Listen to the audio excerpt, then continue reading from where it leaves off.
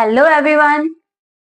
Welcome to my channel. और आज हम स्टार्ट करने वाले हैं न्यू सेट ऑफ ऑर्गेनल्स के साथ, that is single membranous organelles. Previous lectures में हम काफी कुछ कवर कर चुके हैं, उसको बहुत ध्यान से ही पढ़ना है। उसके बाद इस पर्टिकुलर टॉपिक को डील करेंगे। तो सबसे पहले तो हम बेसिक से लेकर कुछ set of organelles, eukaryotic organelles जो है कंप्लीट कर चुके हैं। प्रोकैरियोटिक स्ट्रक्चर ऑलरेडी डील कर लिया था। यूकैरियोटिक स्ट्रक्चर में we dealt with plasma membrane, cell wall and कुछ सेट ऑफ ऑर्गेनल्स जिनमें डबल मेम्ब्रेन होती है। ठीक है। Now we are going to deal with endomembrane system. Endomembrane system जो है उसमें जो ऑर्गेनल्स इंक्लूडेड रहेंगी वो है single membranous organelles. Single membranous organelles जो है वो मिलकर एक सेट ऑफ अरेंजमेंट बनाते हैं और कोऑर्डिनेटेड मैनर में काम करते हैं, जिसकी वजह से उसको एक सिस्टम के नाम, सिस्टम जो है वो अलॉट कर दिया गया, एक सिस्टम के नाम से जाना जाता है, दैट इज एंडोमेम्ब्रेन सिस्टम। तो उनका कोऑर्डिनेशन में काम जो है वो किस तरीके से होता है वो भी हम डिस्कस करेंगे यहाँ पे। लेकिन उनके कोऑर्डिनेटेड मैनर को देख के, कोऑर्डिनेटेड अरेंजमेंट को देख के, उनकी फंक्शनैलिटी को देखते ही उनको एंडोमेम्ब्रेन सिस्टम कहा गया है, एक ही सिस्टम का पार्ट बनाया गया है ताकि उनको इजीली स्टडी किया जा सके। कौन कौन सी ऑर्गेनल्स हम यहाँ पे डील करने वाले हैं। सारे सिंगल मेम्ब्रेनस ऑर्गेनल्स जो है उन्हें रिकॉल करते हैं। तो सबसे पहले तो एंडोप्लाज्मिक रेटिकुलम। एंडोप्लाज्मिक रेटिकुलम जो है नेटवर्क ऑफ मेम्ब्रेन्स है जो हम पहले डील करेंगे। And again network of membranes, that is Golgi bodies और Golgi apparatus you can say. Next, vacuoles and ultimately lysosome. These are some set of organelles जो हम इस पर्टिकुलर टॉपिक के अंदर डील करेंगे, स्टार्टिंग विद एंडोप्लाज्मिक रेटिकुलम, जो कि एक नेटवर्क ऑफ मेम्ब्रेन है जैसे मैंने कहा। और इसका अरेंजमेंट कैसा है उसको समझने के लिए हमें डायग्राम की हेल्प लेनी पड़ेगी, जो बताएगा कि इसका अरेंजमेंट सेल के अंदर कैसे होता है। और फिर अल्टीमेटली हम बात करेंगे इसके फंक्शन की। ठीक है। Starting with the nucleus part. So ये है न्यूक्लियर मेम्ब्रेन जो मैं ड्रॉ करने वाली हूँ। न्यूक्लियर मेम्ब्रेन जो है वो डबल मेम्ब्रेनस रहती है इस तरीके से। ये जो आप स्पेस देख रहे हो, गैप्स देख रहे हो, दीज आर पोर्स। ये पोर्स है, न्यूक्लियर पोर्स है जो न्यूक्लियोप्लाज्म यानी कि न्यूक्लियस के अंदर जो प्लाज्मिक पार्ट रहता है उसको और साइड बाहर के साइटोप्लाज्म को कनेक्ट करता है, उनके बीच में एक्सचेंज करने में हेल्प करता है। न्यूक्लियर मेम्ब्रेन है ये। ठीक है। यहां से ही एंडोप्लाज्मिक रेटिकुलम कनेक्टेड रहता है। ये अगर प्लाज्मा मेम्ब्रेन है, ठीक है, तो यहां तक का हम नेटवर्क दिखाएंगे यहां से। इस तरीके से एंडोप्लाज्मिक रेटिकुलम मेम्ब्रेन का नेटवर्क बनाते हुए एक्सटेंड होता है। आप देख पा रहे हो एक एक लेवल पे वो एक्सटेंड होगा इस तरीके से। ये है डायग्राम, ये स्ट्रक्चर है जो एंडोप्लाज्मिक रेटिकुलम को रिप्रेजेंट करता है। यहाँ पे आप देख पा रहे हो एंडोप्लाज्मिक रेटिकुलम जो है वो प्लाज्मा मेम्ब्रेन तक एक्सटेंडेड है। कुछ set of endoplasmic reticulum other areas में भी आपको मिलेगा। इस तरीके से अरेंजमेंट रहता है जिसमें मेम्ब्रेन्स जो है वो एक नेटवर्क बनाकर पूरा स्प्रेडेड होती है, एक चैनल बनाती है। ये देखिए चैनल बना है पूरा। चैनल बनाती है जो प्लाज्मा मेम्ब्रेन तक भी एक्सटेंड हो सकता है, जिसकी वजह से एक चीज और होती है, साइटोप्लाज्मिक पार्ट जो है वो कुछ हिस्सों में डिवाइड हो जाता है, कंपार्टमेंट्स में डिवाइड हो जाता है। ये पार्ट जो है ये भी साइटोप्लाज्मिक पार्ट है, बट ये पार्ट आ गया मेम्ब्रेन के अंदर। ठीक है। और ये पार्ट रह गया मेम्ब्रेन के बाहर। ठीक है। वही ये वाला पार्ट जो है साइटोप्लाज्मिक पार्ट जो है ये मेम्ब्रेन के अंदर आ गया, जिसकी वजह से इसके अरेंजमेंट को दो पर्टिकुलर टर्म्स दी गई है। वो स्पेस जो मेम्ब्रेन के अंदर आ जाते हैं, जो कंपार्टमेंट अंदर आ गया, तो वो आ गया ल्यूमिनल स्पेस। ठीक है। ल्यूमिनल स्पेस आ गई। साइटोप्लाज्म की जो बाहर रह गया वो एक्स्ट्रा ल्यूमिनल हो गया।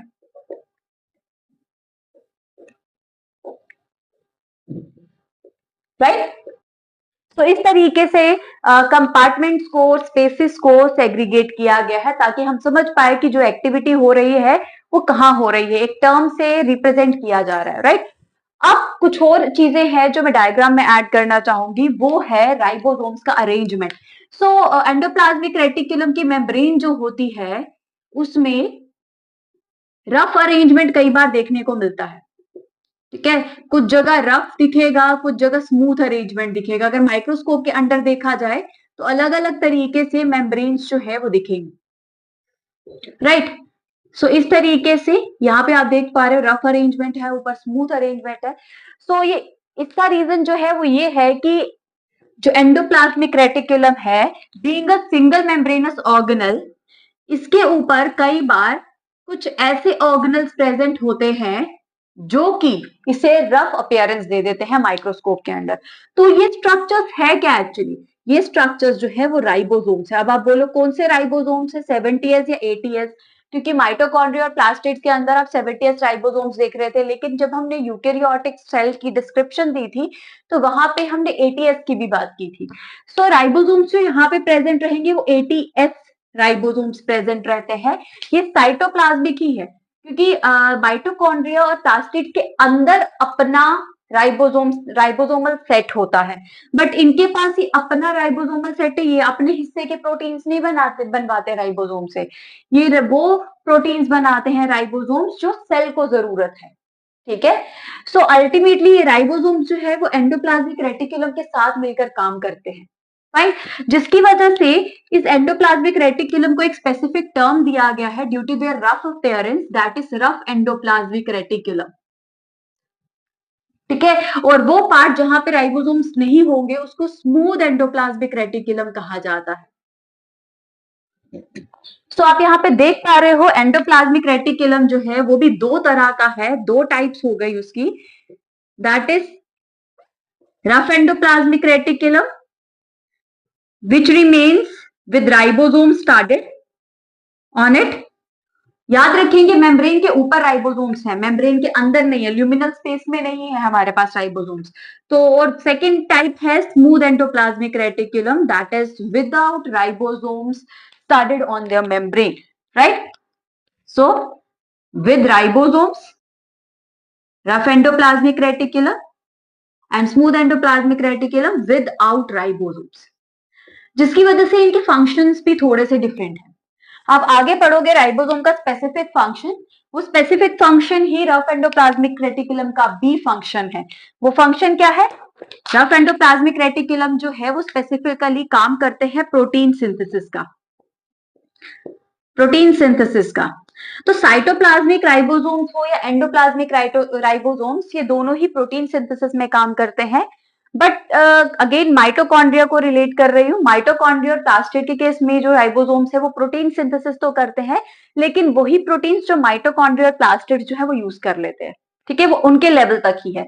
बट ये प्रोटीन जो है वो सेल से बाहर भी जा सकते हैं, सेल के अंदर भी रह के सेल के किसी भी हिस्से का फंक्शन कर सकते हैं, right.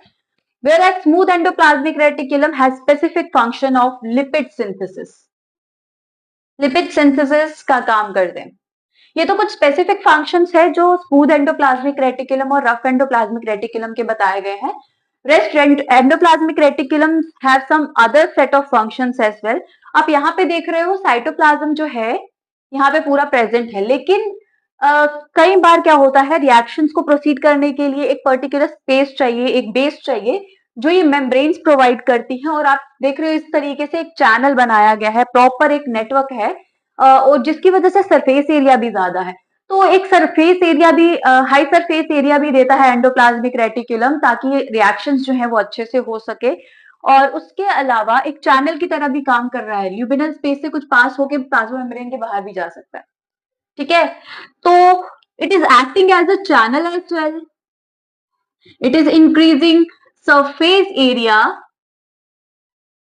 for reactions to proceed। And अगर मैं स्पेसिफिकली स्मूथ एंडोप्लाज्मिक रेटिकुलम को टारगेट करूं अगेन, तो स्मूथ एंडोप्लाज्मिक रेटिकुलम का एक और फंक्शन है जो बहुत ही मेजर है, जो लीवर में काम करता है। हिपैटोसाइट्स जो लीवर के सेल्स हैं उसमें स्मूथ एंडोप्लाज्मिक रेटिकुलम प्रेजेंट रहता है और वहां पे वो डिटॉक्सिफिकेशन का काम करता है. Detoxification is another function. So these are some set of functions जो एंडोप्लाज्मिक रेटिकुलम पूरा करता है, जिसमें से स्पेसिफिकली आपको फोकस करना है प्रोटीन सिंथेसिस और लिपिड सिंथेसिस पे. याद रखेंगे प्रोटीन और लिपिड सिंथेसाइज होते हैं, ठीक है. उसके अलावा इसकी मॉडिफिकेशन जो होनी होती है या सर्टेन चेंजेस जो प्रोटीन में रिक्वायर्ड होती हैं, वो ये एंडोप्लाज्मिक रेटिकुलम नहीं करता है, ठीक है. सो प्रोटीन और लिपिड में आप फर्दर जितनी भी मॉडिफिकेशन चाहिए उसके लिए एक अनदर ऑर्गेनल है जो एंडोमेम्ब्रेन सिस्टम का ही पार्ट है. अब हम वो डील करेंगे, ठीक है. That is Golgi apparatus. Okay, so let's start with Golgi apparatus, जिसे गोल्जी बॉडी भी कहा जाता है. तो इसकी डिस्कवरी की बात करते हैं पहले. So discovery is by Camillo Golgi.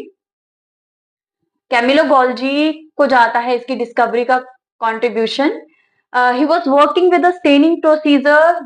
जब उनको पता चला कि कुछ सैक लाइक स्ट्रक्चर्स प्रेजेंट रहते हैं सेल में, ठीक है, जिन्हें उन्होंने नाम दिया गोल्जी का, गोल्जी एपरेटस का, ठीक है. सो आज हम गोल्जी एपरेटस के नाम से जानते हैं इन सैक लाइक स्ट्रक्चर्स को, जो किसी भी फॉर्म में अवेलेबल रह सकते हैं. It is either flat, disc shaped, right, cisternae,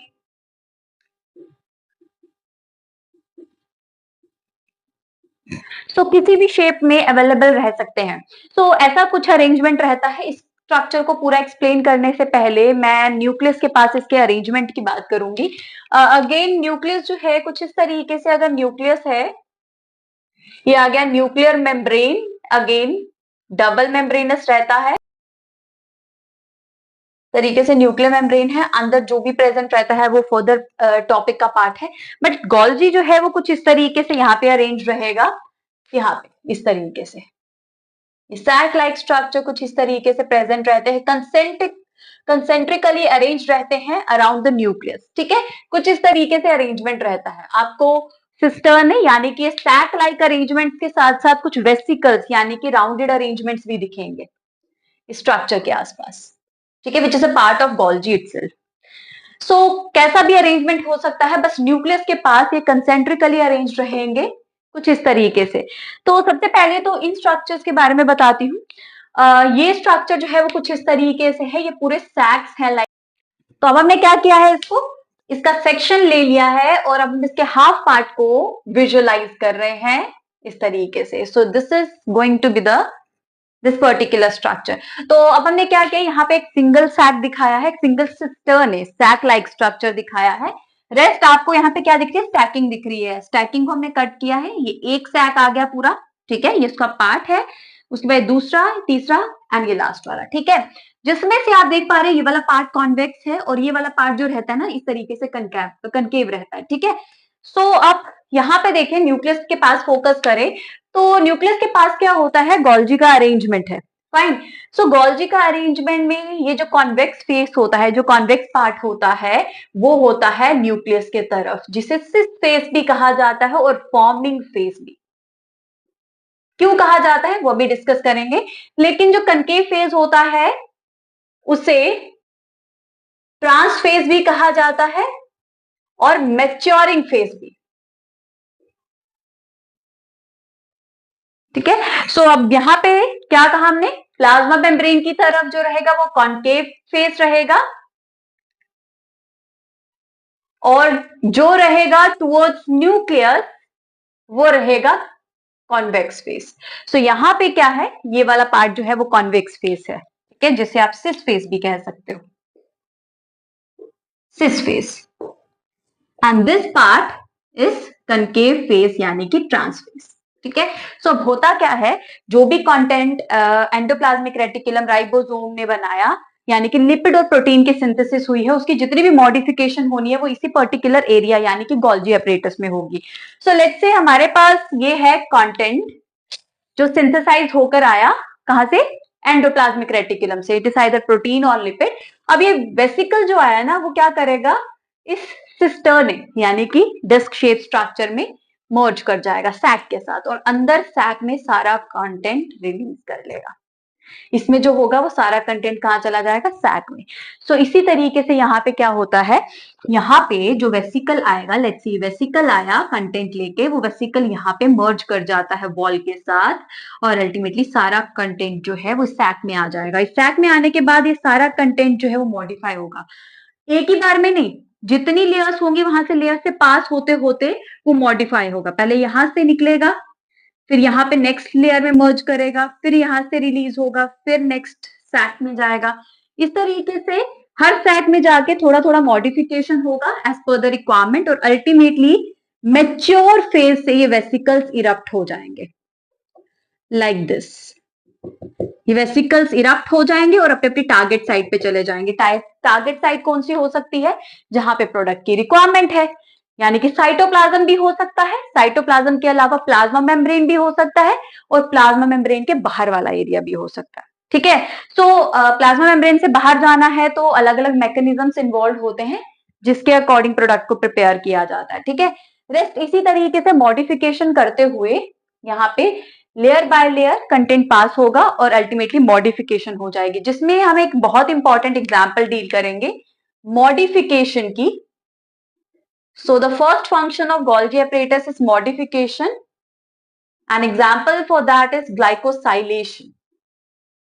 glycosylation यानी कि हमारे पास लिपिड और प्रोटीन के ऊपर लिपिड वाला सॉरी कार्बोहाइड्रेट वाला पार्ट जो है वो लगाना। तो इसके लिए मैं स्ट्रक्चर दोबारा से रिकॉल करूंगी लिपिड का, ठीक है, फॉस्फोलिपिड का जो प्लाज्मा मेम्ब्रेन में थी, एंड हमने इस तरीके से रिप्रेजेंट कर रहे हैं उसके प्रोटीन पार्ट को। तो वहां पे हमने ना कार्बोहाइड्रेट पार्ट जो है वो अटैच किया था लाइक दिस, जो प्लाज्मा मेम्ब्रेन के बाहर की तरफ था, ओलिगोसैकेराइड्स। तो ये पार्ट जो है वो लिपिड और प्रोटीन के साथ जुड़े हैं। तो यहाँ पे प्रोटीन का जो एग्जैक्ट नाम होगा वो प्रोटीन या एक्सट्रिंसिक या इंट्रिंसिक प्रोटीन ना कह के हम उसको क्या कहेंगे, ग्लाइकोप्रोटीन। यहाँ पे ये पार्ट जो हो गया ये ग्लाइकोलिपिड हो गया। तो इस तरीके की मॉडिफिकेशन के लिए हमें किसकी जरूरत पड़ती है, गोल्जी अपरेटस की जरूरत पड़ती है। तो प्लाज्मा मेम्ब्रेन की जब सिंथेसिस होनी होती है, लेट्स से सेल डिवीजन होने वाला है, तो उस दौरान हमें नई प्लाज्मा मेम्ब्रेन भी चाहिए। तो उस दौरान इस पर्टिकुलर स्ट्रक्चर्स की मॉडिफिकेशन बहुत हाई रेट पे होती है, गोल्जी बहुत एक्टिव रहता है ताकि प्रॉपर ग्लाइकोसाइलेशन हो, प्लाज्मा मेम्ब्रेन की सिंथेसिस हो सके। फाइन। उसके अलावा पैकेजिंग हो रही है, पैकेजिंग होके ये वेसिकल्स अपने टारगेट साइट पे जा रहे हैं जहां उन्हें जाना है। इट इज आइदर साइटोप्लाज्म और प्लाज्मा मेम्ब्रेन और outside the plasma membrane. So packaging और मॉडिफिकेशन बहुत इंपॉर्टेंट फंक्शंस है गोल्जी एपरेटस के, और गोल्जी एपरेटस जो है इस तरीके की मॉडिफिकेशन करके प्रोडक्ट को यूटिलाइजेबल बनाता है, ठीक है, सेल के लिए और सेल के बाहर भी। सो इसके बाद हमारे पास दो और पर्टिकुलर ऑर्गेनल्स हैं जो एंडोमेम्ब्रेन सिस्टम से जुड़ी हैं, that is lysosome and vacuoles. So अब उनके बारे में बात करते हैं। सो बात करते हैं वैक्यूल्स के बारे में, विच is a membrane, single membrane bound space in cytoplasm. So single membranes है, लेकिन अगर स्पेसिफिकली कहें तो सिंगल मेम्ब्रेन बाउंड स्पेस, यानी कि आसपास पूरा साइटोप्लाज्म होगा, लेकिन एक मेम्ब्रेन जो है वो सर्टेन एरिया को सेपरेट कर रही होगी साइटोप्लाज्म से। इस तरीके का स्ट्रक्चर होता है जिसमें स्टोर रहता है certain material, that is either water और सैप, सैप यानी कि वाटर प्लस इलेक्ट्रोलाइट्स। उसके अलावा एक्सक्रीटरी वेस्ट और कोई ऐसा चीज जो अभी सेल के लिए इंपॉर्टेंट नहीं है, वो सारा कुछ ये वैक्यूल स्टोर करते हैं। अगर हम प्लांट स्ट्रक्चर पे स्पेसिफिकली बात करें तो उसके स्ट्रक्चर में आपको थोड़ा सा डिफरेंट अरेंजमेंट देखने को मिलेगा। अगर ये प्लांट का स्ट्रक्चर है तो उसका न्यूक्लियस जो है वो साइड में रहेगा। उसका रीजन ये है कि उसमें एक स्पेसिफिक तरह का वैक्यूल होता है जिसे सैप वैक्यूल कहते हैं, जो 90% पार्ट जो है सेल का कवर कर लेता है, स्पेस 90% जो है सेल की ले लेता है। तो this is SAP vacuole which takes 90% of the space and it is present only in plant cell. So आप देख पा रहे हो तो वैक्यूल्स जो है they are larger in plant cell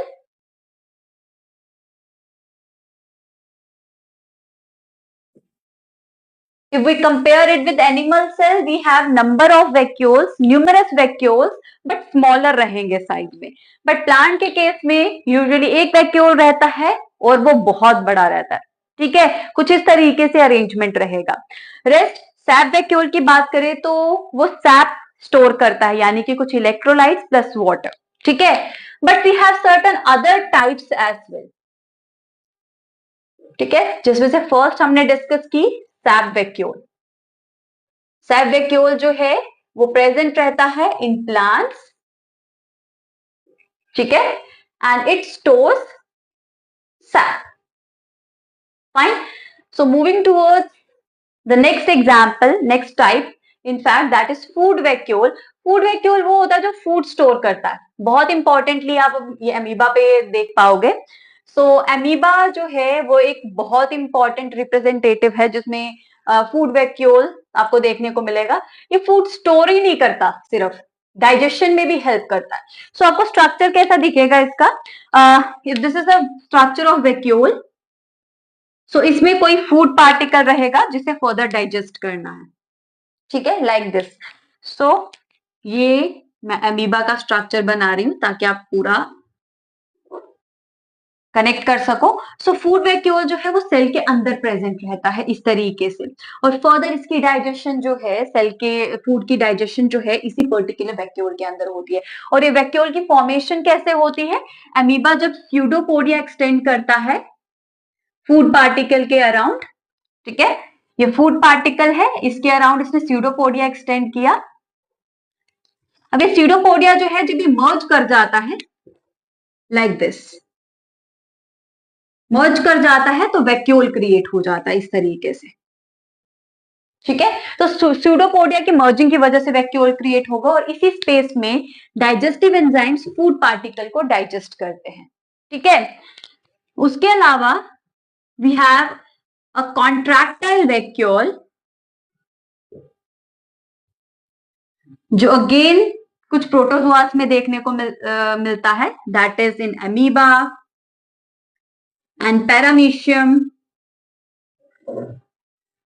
And the function of this contractile vacuole is to maintain osmolarity. जितना भी एक्स्ट्रा पानी, क्योंकि ये फ्रेश वाटर प्रोटोजोन्स है, फ्रेश वाटर में रहते हैं, अंदर सॉल्ट्स होते हैं, तो वाटर जो है वो अंदर आने के चांसेस होते हैं, अंदर कलेक्ट होने के चांसेस होते हैं.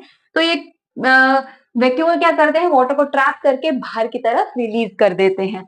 सो ऑस्मोलैरिटी मेंटेन करते हैं सेल की, ताकि सेल के अंदर का कंटेंट डाइल्यूट ना हो जाए. ठीक है, और उन्हें कोई हार्म ना हो, सेल बर्स्ट ना हो जाए. ठीक है, so these are some set of vacuoles जो कि प्रेजेंट रहते हैं अलग अलग ऑर्गेनिजम्स में. याद रखेंगे, it's just a membrane bound space जिसके अंदर चीजें कलेक्ट और स्टोर की जा सकती हैं. ठीक है, सो इसके बाद बात करेंगे एक स्पेशल तरह के अरेंजमेंट की जिसे लाइसोजाइम कहा जाता है, सॉरी लाइसोसोम कहा जाता है. सो ये लाइसोसोम जो है वो भी कुछ इस तरीके का स्ट्रक्चर रहेगा, but it contain some special set of enzymes जिसके बारे में हम डिस्कस करेंगे. So lysosome which is again a single membrane bound structure, इस तरीके का स्ट्रक्चर है. बट इस स्ट्रक्चर में एक स्पेशल बात है कि this lysosome contains some enzymes जिन्हें आप लिटिक एंजाइम्स कहते हो. लिटिक एंजाइम्स, लिटिक मतलब लाइस करने वाले, तोड़ने वाले, डाइजेशन करने वाले. ठीक है, सो लिटिक एंजाइम्स क्या करते हैं? डाइजेशन करते हैं. किस चीज की बात करते हैं इसके फंक्शंस के दौरान, लेकिन मैं पहले बता देती हूँ किस तरीके से काम करता है. लाइसोसोम में क्या होता है, जब भी इसको किसी चीज को डाइजेस्ट करना होता है तो प्रोटॉन ग्रेडियंट मेंटेन होता है. प्रोटॉन जो है सेल के साइटोप्लाज्म में जितने भी H पॉजिटिव आयंस होंगे, it starts migrating inside the lysosome, जिसकी वजह से इसके अंदर एसिडिटी बढ़ जाएगी. एसिडिटी बढ़ने की वजह से लिटिक एंजाइम्स एक्टिवेट हो जाते हैं, और अल्टीमेटली ये लिटिक एंजाइम्स कब काम करते हैं? ऐसे नॉर्मली काम नहीं करेंगे, एसिडिक पीएच पे काम करते हैं. दे वर्क्स एट एसिडिक पीएच. ठीक है, सो इस तरीके से काम होता है. H पॉजिटिव यानी कि प्रोटॉन्स अंदर की तरफ जाते हैं, फिर एसिडिक एनवायरनमेंट क्रिएट होने की वजह से डाइजेशन होती है, जिसमें से एक पर्टिकुलर प्रोटोकॉल या प्रोसीजर मैं आपको बताती हूँ. If this is a cell structure, cell के अंदर एक वैक्यूल मूव किया है. ठीक है, फूड वैक्यूल बना है. फूड वैक्यूल बना इस तरीके से, फूड वैक्यूल फूड कंटेंट्स को लेकर यहाँ पे पहुंच गया।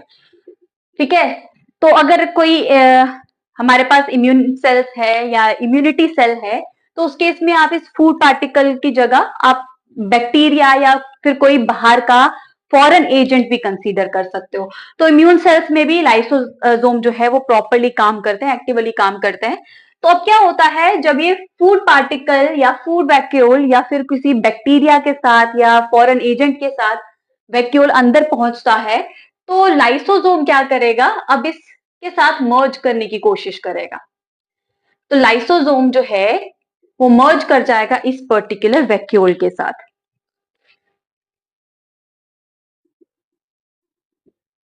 ठीक है, तो ये लाइसोसोम जो है वो मर्ज कर गया वैक्यूल के साथ। ठीक है, तो मर्ज करने के बाद ये सेकेंडरी लाइसोसोम बन गया और अल्टीमेटली ये पर्टिकुलर स्ट्रक्चर जो है इसके अंदर डाइजेस्टिव एंजाइम्स भी है, लिटिक एंजाइम्स भी है।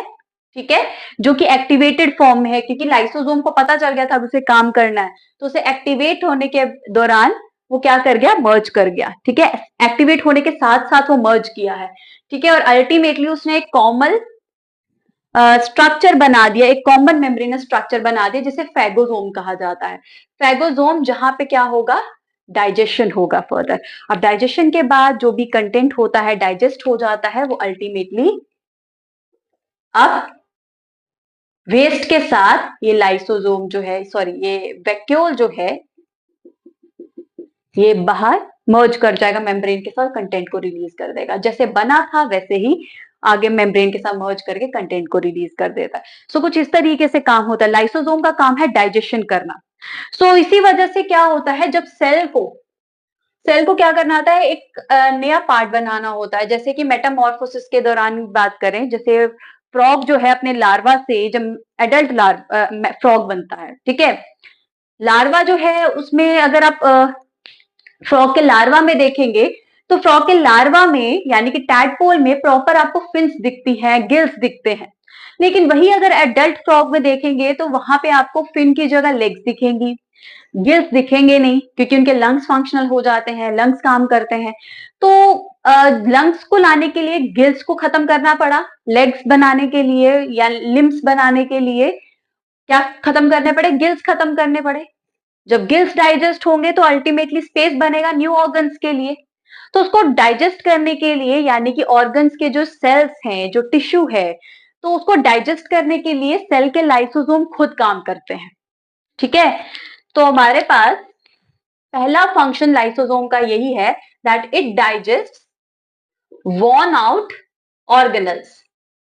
जो ऑर्गेनल्स पुराने हो जाते हैं या जिस सेल को डाइजेस्ट करना होता है, तो उसके कंटेंट को लाइसोसोम पूरा डाइजेस्ट कर देता है, अपने कंटेंट को रिलीज करके एनगल्फ करके ऑर्गेनल्स को पूरा डाइजेस्ट कर देता है, जिसकी वजह से इस लाइसोसोम को सुसाइडल बैग भी कहा जाता है।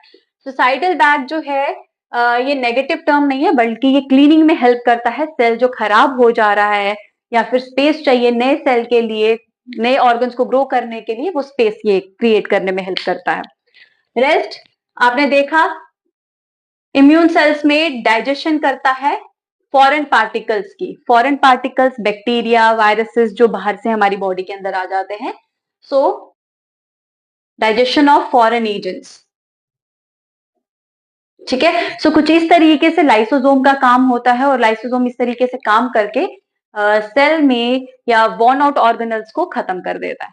ठीक है, सो आप यहाँ पे देख रहे हो ये लाइसोसोम जो है, आप देखोगे वैक्यूल्स की अगर हम बात करें कि तो वैक्यूल्स जो है वो कंटेंट स्टोर कर रहे हैं। It is either content formed by Golgi apparatus और एंडोप्लाज्मिक रेटिकुलम ने जो बनाया है और मॉडिफाई किया है, वो कंटेंट भी हो सकता है।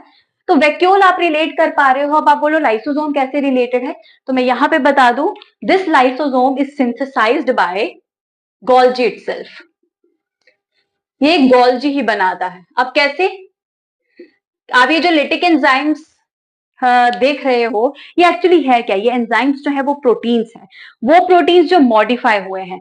राइबोसोम्स ने, एंडोप्लाज्मिक रेटिकुलम ने जो प्रोटीन सिंथेसिस किया उसको गोल्जी एपरेटस के पास भेज दिया, और गोल्जी एपरेटस के पास भेजने के बाद मॉडिफिकेशन के बाद गोल्जी अपरेटस ने उन एंजाइम्स को, उन प्रोटीन्स को पैक कर दिया एक सैक में, एक मेम्ब्रेन में, जिसके बाद ये स्ट्रक्चर लाइसोसोम कहलाया। ठीक है, सो आप देख पा रहे हो ये सारी ऑर्गेनल्स जो है वो कनेक्टेड हैं, राइट। सो ये एक दूसरे से बनी है, सिंथेसाइज हो रही है, साथ में मिलकर काम कर रही है। That's why they form a common system, that is endomembrane system. So आपने 4 ऑर्गेनल्स डील किया एंडोमेम्ब्रेन सिस्टम के under, that is Golgi apparatus, endoplasmic reticulum, vacuoles and lysosome. ठीक है, सो ये 4 ऑर्गेनल्स हैं। इसके अलावा हम डबल मेम्ब्रेनस ऑर्गेनल्स कर चुके हैं प्रीवियस लेक्चर में, उसे कवर करेंगे। देन नेक्स्ट लेक्चर में मूव करते हैं विद नॉन मेम्ब्रेनस ऑर्गेनल्स, उनके बारे में बात करेंगे। ठीक है, सो अच्छे से पढ़ेंगे, अच्छे से समझेंगे, कोई भी दिक्कत होगा कमेंट सेक्शन में बताएंगे।